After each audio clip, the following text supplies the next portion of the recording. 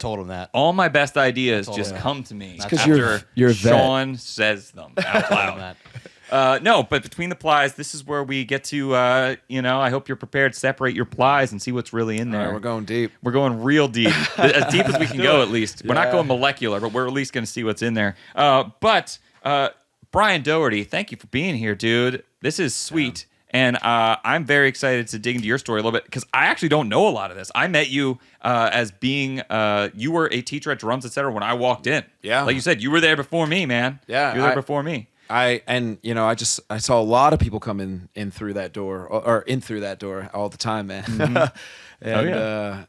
Anyways. Yeah, but how did you get your start in drumming? That's what I really want to get. Like drumming, percussion. I know you're a keyboard player. So as a kid, I stuff. loved music. Like I always loved music, Okay. and I had an older sister who played clarinet, and she was in the symphonic band, which is like the higher like performing band or whatever. And they were doing their winter concert in high school, and usually for like those concerts, the jazz band opens up, opens up the show, and I guess when the show was going on, I couldn't take my eyes off the drummer. Like I was just like so enamored with everything that was going on. And my dad afterwards was like, "Dude, do you want to like learn how to play drums?" And I was like, "Yeah, dude." And he's like, "Do you want to learn from that guy?" And I was like, "Yeah." Does he teach? Like, is that a thing? And my dad went up to him afterwards and was like, "Hey, my son really wants to learn drums. You want to like teach him how to play drums, dude?" Yeah. And his name was Dan Jones. I don't know if anybody knows Dan Jones. He used to play in a band called The Commercials. Maybe that's like. No. It's like your era or Shout whatever, out Dan but it's like Jones. like Harrisburg, Pennsylvania, Central PA. But he, I think he's down in Nashville now. But dude, he taught me everything I know about. Like he taught me so much about like how to be like let's say like a kid, a teenager. But was he in high school at the time? Yeah, he was a year younger than my older sister. So like how old were you?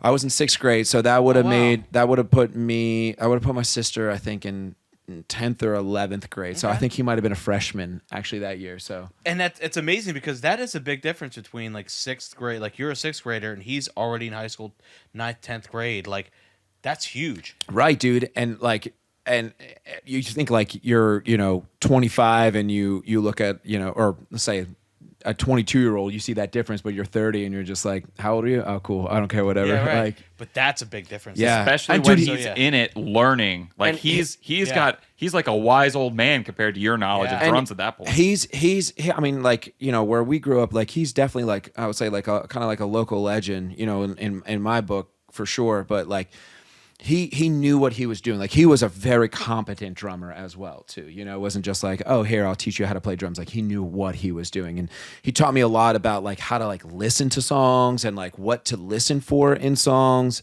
Jeez. So I loved like the band that I think I cut my teeth on was Led Zeppelin. And anybody, John Bonham is the GOAT, but he's a hard drummer to teach students because it's like, when you first start learning, it's like you got to learn how to play groove. And John Bonham's like, okay, here's groove A, groove B, groove C, all in the verse, and I'm gonna kind of skate between this. And you need to understand like how to do it. And Dan really kind of like showed me the ropes of just being like, you really got to listen to the bass player, but also like he's really grooving off of Jimmy Page. And I couldn't thank him enough for for where I'm at right now. Like I owe everything to him. Because if it wasn't for him, I wouldn't. Right, and that first person that kind of shows you the ropes is super important in every drummer's life. Yeah. And that's awesome that it was a positive experience. It wasn't anything where. And he was encouring. He was like, "What do you like?" That's it. Yeah. And you still do that with your students. Try to, man. And then like sometimes you just supplement it, being like, "You need to go do this." He'll just like open your mind to something. And be like, "Oh, you want to listen to Maroon 5? No, man, that band's not cool." It's like, listen to this drum track. This is awesome. Songs About Chain is like a top 10 album for me. And I wouldn't have found it without him too, so. Yeah, it's important. So you start taking lessons with him. Do you stick with it? Do you join like school band then? So I mentioned this in my my shop talk, but I wanted to play saxophone. That was the first instrument I wanted to play, and I couldn't make a sound come out of it. I broke the reed, and they're like, go play trumpet. couldn't make a sound play come out of the trumpet. They're like, go play drums. So I was like playing snare drum. So I was like into it, right? And I had liked music. And so I was in school band for all the subsequent years. And I think I stopped taking lessons with him when I was in 11th grade. So he had already graduated from high school at that point. But I was really into like sports. Like I really wanted to play sports, and I was like, it's like the, with students, I'm dealing with it now. It's just like, hey, I've got soccer coming up. It's just like, yeah, I know you do, but like, you're a great drummer. Like, stick with it. But being in that boat, I'm not going to be like, yo, don't do it. And so I stopped taking lessons with him for a bit, but I stayed with the band, and I took one semester off. I wanted to take a class that like, that was, I don't say like not like an advanced class, but I only could take it at this time, and it was during band class, and I was miserable, dude. Like I everything sucked. And I dropped the class and I picked band up, and I was like, at like literally the first chord I heard from like the whole horn section, I was like, this is what I've been missing. Like this is what life is, right? That's what you needed. Dude, like, oh, you know what shit. you just you know when you're like, I don't know, did you guys play in band class or whatever? But like for me, it's just like sometimes like music is emotional, and like you arrive on that chord that's just like, yeah, that's the one, and like I just get that tingling sensation down your spine, and that was it. And I was like, I can never miss this again in my life. Well, I totally understand that, because I felt that way just playing in like my basement band. You hit that chord, ba-bam, and you just go into town. Dude, like, or like you go into the double time like section, and your head's just flapping all over the place. Yeah. Like, all three of your friends in the audience. This is my experience. It's not a big band. All three of your friends in the audience just like, yeah, and I'm That's like, it's all been worth it. I'm a rock star. We're so cool, man. Yeah, no, but that attraction. I mean, no matter what form it comes in, the attraction to be involved in music, and you're like, okay, I need to contribute to this at some point, but I'm just happy to be around it. Yeah, it's such like a common thread with all of us starting out. It's just like, I want to be around that or doing that. Yeah, man. I mean, I remember being before I was actually even in a band. Pretending to be, man. Like, you know what I mean? Like, hey, we're in a band. Like, I remember walking around telling people I was in a band, but we never like had practice yet. Dude. Like, as soon as the possibility of being in a band, I was like, yeah. Yo, what if they were like, yo, we're playing we're having a house show tonight. Like, you got to show up with your band tonight. Were you gonna be like, oh crap? Like, what do we know, dude? On the spot. We showed up. I'm not saying it was good. You kayfabed. Yeah. Pre-stop sign, post-stop sign. This is just pre-stop sign. Yeah. Dude, but like you're saying, like contributing, like, but like I love music. I love playing drums, but I love music. And like, you guys know, like you have like songs that you listen to in your life that like you just listen to again. The song comes back on, and you play it again, and you play that again, and you play. And I feel like I've had so many songs in my life, especially during that era, that I would just listen to on repeat. I would start the song over again. In Memory of Elizabeth Reed is a song I'm thinking about from the Allman Brothers. I would just, Dwayne Allman's solo is so epic at the end, and then just start it over again. 13 minutes later, start it over again. Yep.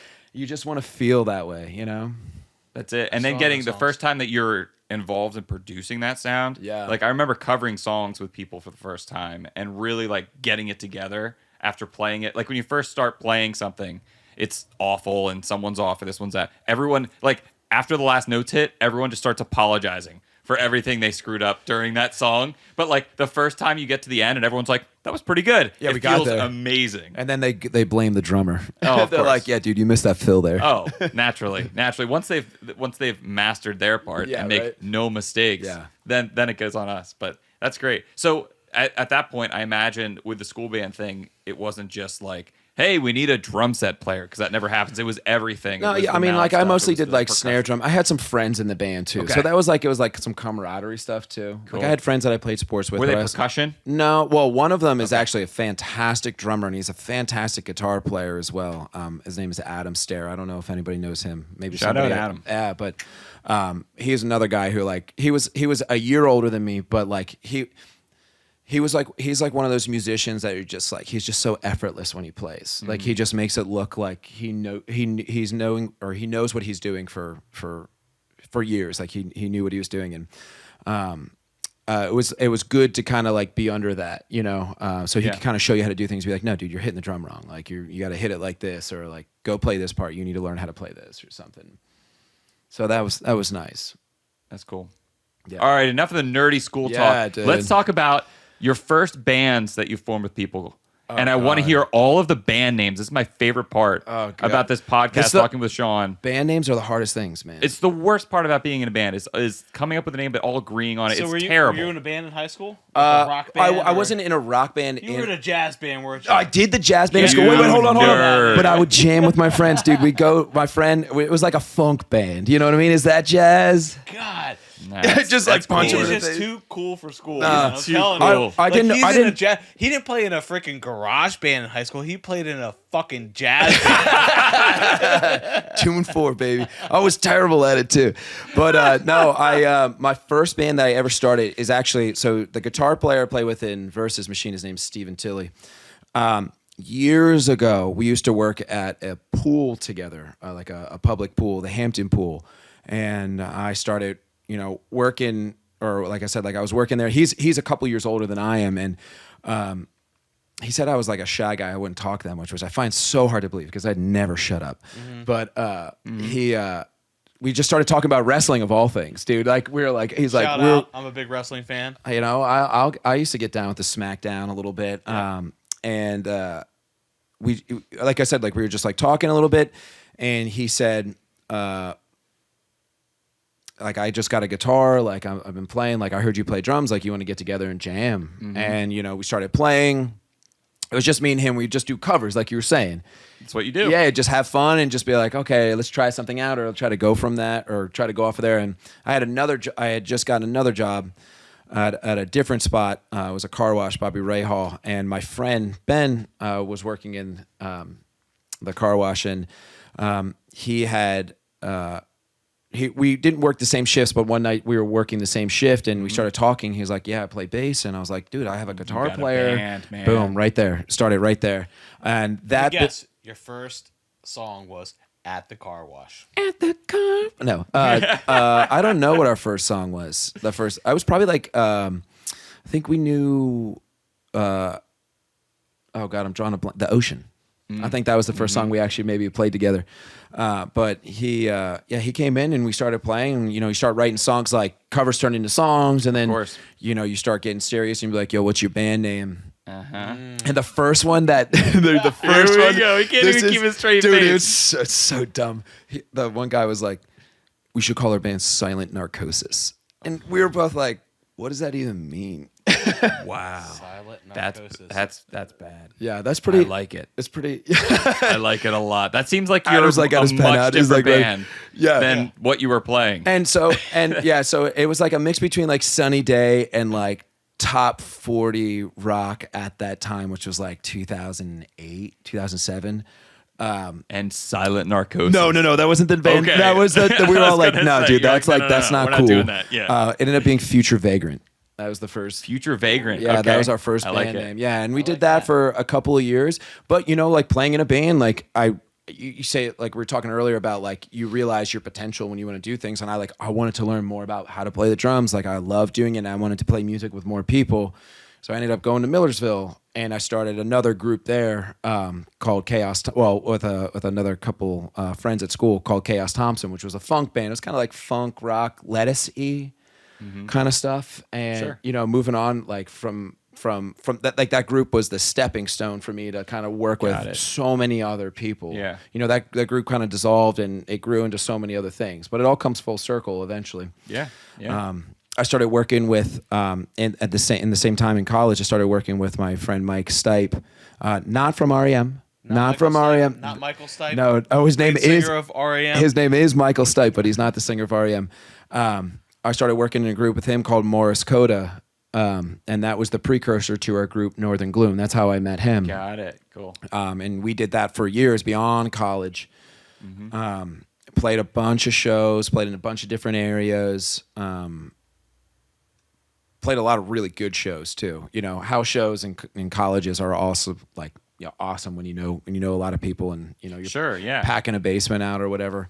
But your stuff, because we've established you're a total nerd, you must have simultaneously been doing like the house show. Oh wait, thing. hold on. I'm not done yet, dude. I'm still in college. Go ahead. Hang on. We'll get back to that, but I just know that you're going to be like, nerd. yeah, I played a house show here, and then I played this like freaking I don't know. Concert hall, exactly. It's like house show basement, and then I did this vibraphone piece for this concert, this concerto. You're Clark Kent, and by night you're Superman. I have to be, dude. This is the way I'm looking at this. Wait a minute. Where does Superman play, in a basement or in a concert hall? He plays in a basement. Dude, he has to, dude. You know he's flexing downstairs, dude. He's taking that shirt off and just like... Because I can imagine Brian having the glasses on during the day. Oh, I can't take them off. He takes his glasses off and then at he night. goes to the basement. I can't even recognize He's a real him. hero down there. That's where like he needs to be. Okay, so in your Superman, the Superman version of yourself, go back to college. Sorry, I didn't mean to jump ahead. No, dude, it's all right. I'll take your apology, but no, I'm kidding. Put it in my back pocket. Yeah.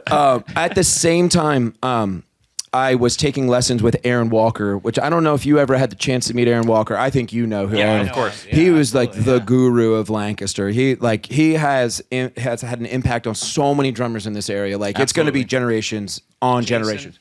Took from him. Yeah. I mean, everyone. Anyone I know Paul Murr took a couple lessons with him. Yeah, everyone has taken from Aaron Walker. And or like even just gone to watch him play. Yeah. You know, because check out Paul Murr's Shop Talk session from 2020. maybe he talks about Aaron Walker. I don't know if he mentions. I don't know, but we have content with him.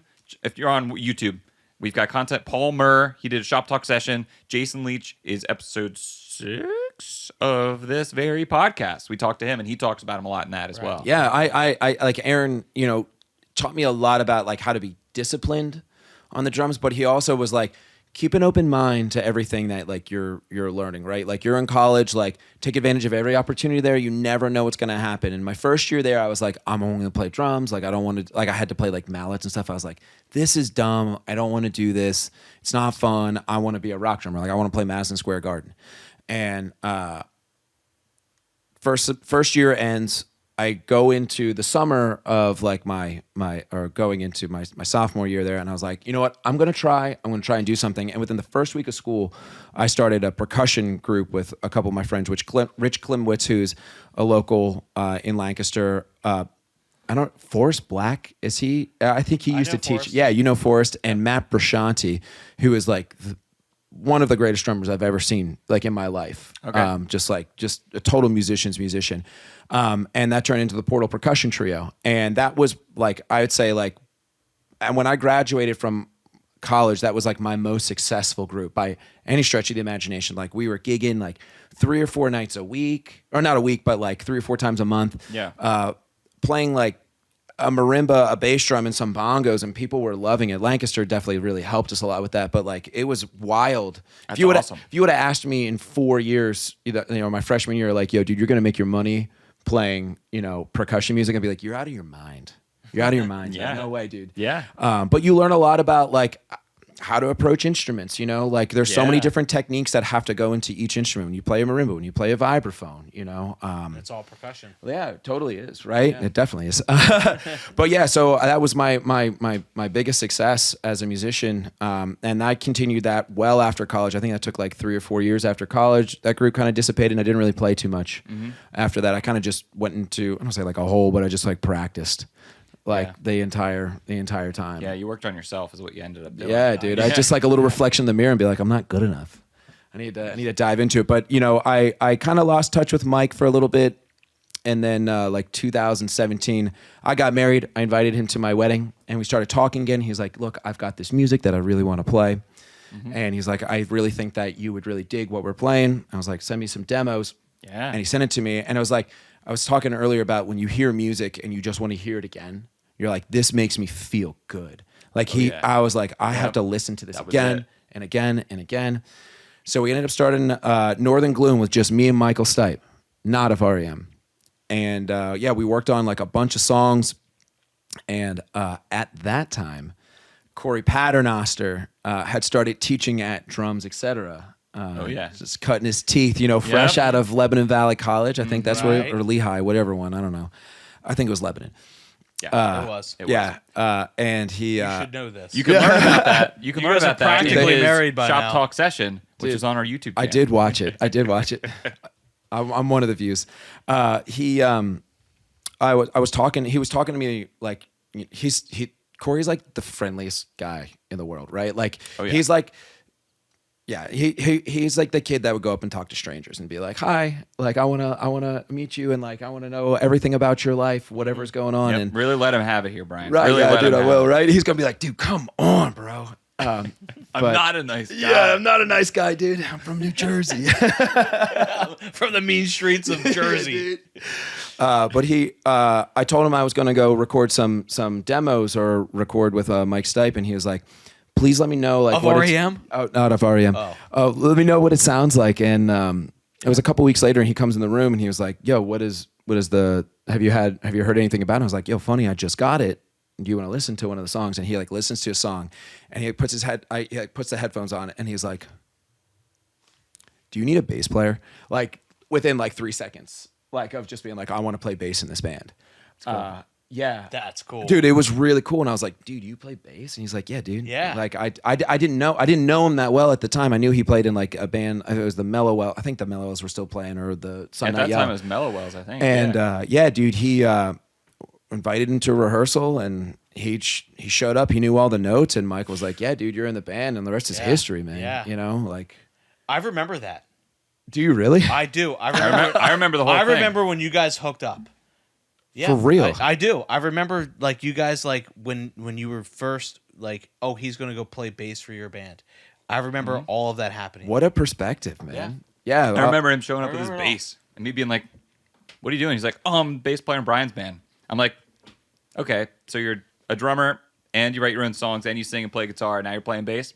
I hate you." Dude, he's like, dude, he just wants to play music. Like, and like owning my studio with him, dude, he just wants to play music all the time. Like he wants to like write a song.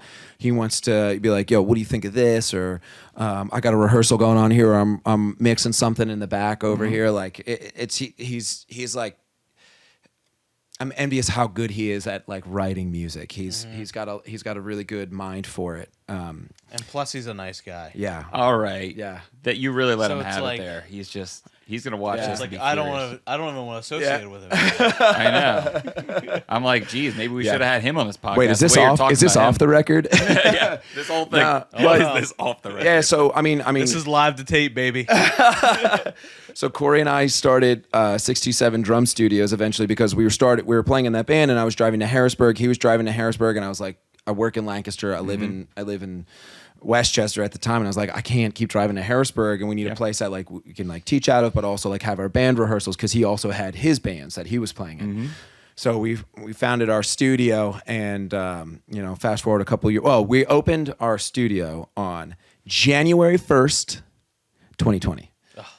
Oh yeah, Perfect. that's when all the good stuff happens, man. Oh my god! Yeah, but that I was so scared, man. I really was. Like, I thought I was going to lose a lot of students, or you didn't know like if the economy was going to crash. Because I remember 2008. Students are loyal. dude. I gained students during the pandemic. Yeah, I've noticed that students are very loyal to their teachers because I've seen a lot of teachers would leave over the years and their students would go with them. Yeah. For the most part. I'm like, so I learned a long time ago that like, the teacher's word is gold. And they are very And loyal. they're investing in the student, just like we talked about earlier. The students investing in the lessons, and the teachers investing right back into them. So it makes total sense. It's not that even bond is just formed. it's not even just music. It's just life stuff. Like I've had Absolutely. a couple lessons where students are just like really upset. I'm like, yo, let's put the sticks down and let's just like talk. Just.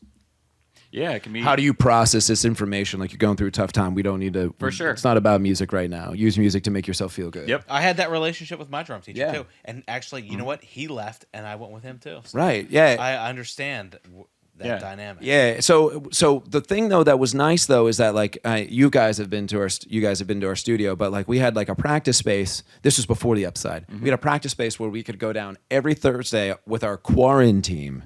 Right, that was a term, and we would practice every Thursday for like I don't know, like 3 or 4 hours. And it wouldn't just be like playing music. It would just be like, let's hang out, let's like socialize. And then I would teach virtually at the studio, and then I would go home. Mm-hmm. Yeah. But it was definitely like, it was a godsend for us. Like, I don't think half of our groups would exist right now without that space that we had. Keeping those interactions going. Yeah. And a space to be creative with other people. Because, practicing is a kind of like a selfish act, because it's really self-indulgence. Like, what do I need to work on? But when you work with other musicians, it's like, that's what comes out. What does everybody else need, or what does the song need? And I learned a lot about like how to write songs with those guys. Through that, through that studio, I reconnected with my friend Steve Tilley from my old band, not Silent Narcosis, but Future Vagrant. Narcosis. And he was like, hey, I'm like writing some music right now. There it is, man. That's how it starts. You're right. And he was like, I want to do this. And it was just me and him again. And I was like, I can ask Mike to play bass. He plays bass in a band called Babel Map. And our first practice, we were like, oh, like we gel right now. Like we're in the zone. Yep. Like, this is good. We should see where this goes. And it's been like 3 years since we started playing. I think that's great. How many bands are you playing with now? So in that band, there's one other band that we did not mention. It's kind of a new group that I'm working on right now. It's called Midnight Disco. But I play in a band. I play in 3 bands with Mike Stipe, and 2 bands with Steve Tilley, and 1 band with Corey Paternoster. Yeah, it's a pretty sweet gig. That's man. great. Yeah. Well, this we talked about how it's super important to have these relationships with players, relationships with students. I have met Eliza. My wife, dude. Your wife. And she's super supportive of at least from the outside looking in, she's super supportive of not only what you guys have done with the Upside, which we'll talk about in a minute, with your venue, but also all these groups that you're in. And it's super important to have kind of that, just the support from your wife. I mean, to be able to do all this, it's a lot of time, like you said. It's a lot of commitment. Even when you're not at practice, you're thinking about the drums. You know what I mean? Like you said, you're practicing downstairs. You're waking up asleep. at night. You're like, Eliza, I'm going downstairs. Dude, it was actually... I have to work something out. Got to work on these flam taps. On the way over here, I called her, and she was like talking to me. I was asking her about her day, and she's like, I can tell you're not listening to me. Because I was like practicing something in my head that a student was working on. I was like, oh, okay, this would be a really cool exercise to work on next week. No, but Eliza is like, she's my rock. She is literally the most supportive person in the world for, like, I would not be able to do this without her, for sure. Like, she holds me accountable when it comes to, like, music. I have so much free time during the day where I can do whatever I want. And I remember years ago when we were dating, and I was like, well, what if I like go on tour and like we're living together and we got to do something? She's like, are you on tour? And I was like, no. And she's like, okay, well, we'll talk about that when you go on tour, but like, let's not talk about something that doesn't exist. Right. And, she was, other solid wisdom that she provided for me. She's like, I don't give a shit what you do. You got to pay 50% of the bills. I was like, okay, right? Like, yo, I can make a career of this if I can pay 50% of the bills. Like, I'm good to go. Like, I'm not gonna be able to go on vacation, but like, I can totally do it.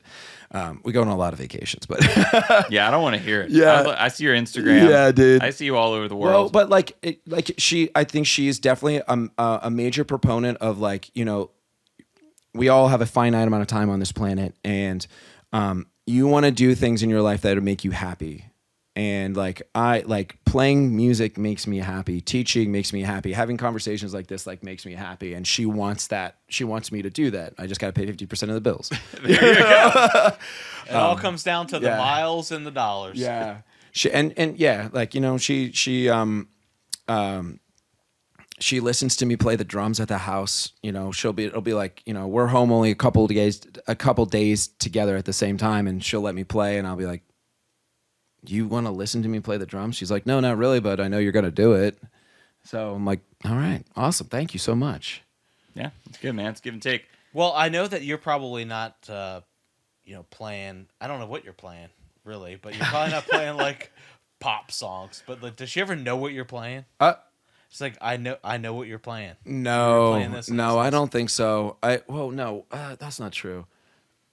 I don't know. I can't remember what the instant was, but one time I came up, I think I was playing brushes, and she was just like, whatever that was beautiful. I love that. She's like, keep doing that. It's probably because it was so quiet. You know? But she's like, yeah, I like the sound of the brushes on the drums or whatever. Cool.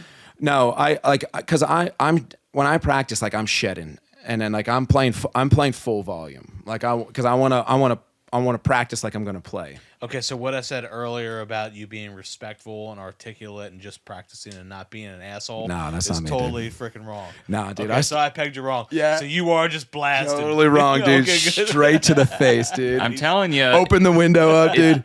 It's all about if he's wearing the glasses or not. He takes those glasses off. It's all out of here. That's the brushes. We're gonna do a drum key episode.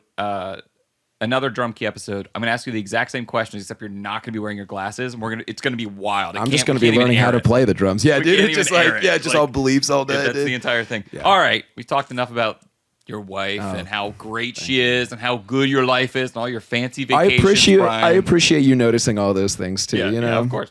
I see it all. I'm not envious. From your perch. That's why I'm sitting over here. You see, I had to separate myself from the guest.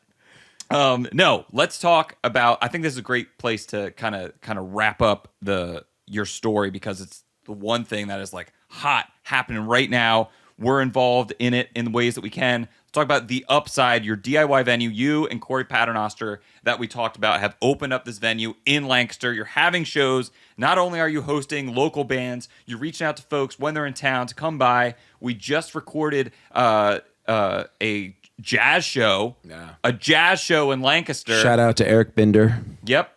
The and Gomez Barak, yes, definitely, yeah, huge. They crushed it. And you roped us in and said, hey, you want to be a part of this? And I'm like, absolutely. What do you need? We decided we wanted to film it, to have that. So that's on our channel if you guys want to check it out. Our YouTube channel. It's super great, and just amazing jazz players happen to be kind of in town, and you guys reached out. But now you guys have that facility to host events and to host shows and everything.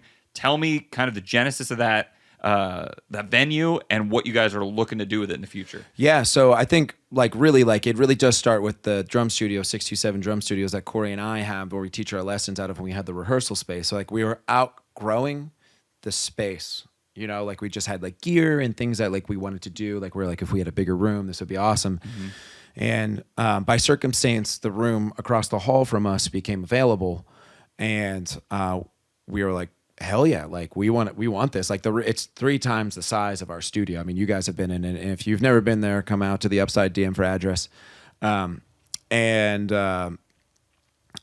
We, through talking with our landlord, we found out there was another guy who was interested in going in with it. His name is Nate Williams. Shout out Nate. Dude. Shout out Nate. Really nice guy, and a fantastic guitar player too. Like he went to the Musicians Institute out in LA, dude. And like you're a player if you go there. You know, he's got a great feel when he plays. But so we.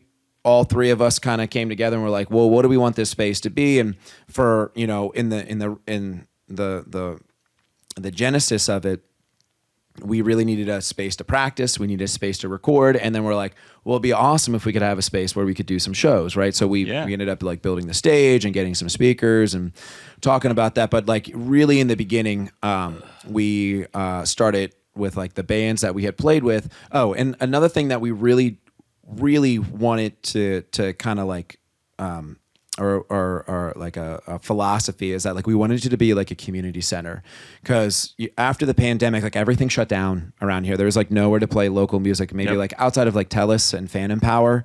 Mm-hmm. Like, you know, the Chameleon Club had closed. I don't know any house venues that were doing shows or any other local spots that were doing shows. It was pretty sparse. It was sparse for a long time. Right. Yeah. And we were like, yo, we need a place for like, you know, our friends who we go into their city and play in their city and they hook us up with a show. We want to be able to give them something here as well. Right. And I mean, you open the door and say you got a venue, people just hit you up all the time. So, it's like, it's kind of like a combination of like a recording studio, community space, venue, practice space. It's, you know, for the bands that, you know, all of me and Corey are a part of, and a couple other people who are a part of the space too. And it's awesome, you know, cause it's kind of like a small venue. You know, in a way, it's and it's like when you get to practice in a bigger room, you get to hear how you sound in a bigger room, which is like always a tough transition for drummers or musicians to make, right? You need to know how that sound's going to bounce off that wall and come back to you, or how hard you need to hit your drums to fill up the room. So yeah, the Upside has just been, dude, it's a grind. It's a lot of work. But I love every second of it. And it's just a space where we can continue to make it like our vision of like what we think, or, you know, what people would really enjoy and benefit from. And we've got some plans for the future, you know, moving forward, and how we can make it like a just build it off the platform we've already kind of built. Absolutely. You know? Yeah, absolutely. Do you want to share anything? Do you want to drop any future Upside plans? Oh yeah, live on the podcast. Yeah, we've got. I don't know when you're dropping this, but we've got a couple of shows. It's gonna be. I'm dropping this in a couple days. Yeah, maybe you can correct me on some of the names, but we've got next Friday, December 8th. We've got a show, a touring band, A Deer, a Horse, playing, and then the two local acts we have. We're doing Night Train to Terror, and then $2 Horse. I don't know if you guys have heard them. They're out of Harrisburg, PA. Okay. They are awesome. They just got like a really unique sound. My brain immediately goes to like the Mars Volta, but it's Mars Volta, Queens of the Stone Age-esque. You know what I mean? Yeah, cool. Totally. Definitely. Yeah, they shred, dude. They really do shred. And that's then December 8th? December 8th, Friday, December 8th. Wow. And then I gotta come check this out. Because actually, and I don't want to pretend like I know this, but Yeah. I've heard the name $2 Horse. Like, Yeah. I know those guys. they've been playing a lot. I heard think I got like a CPMA last year for like album release, or, you know, best album of the year. Definitely like to check this out. It'll be a good show. $10 at the door, I believe that one is. And then on the 16th, I'll pay 15. all right.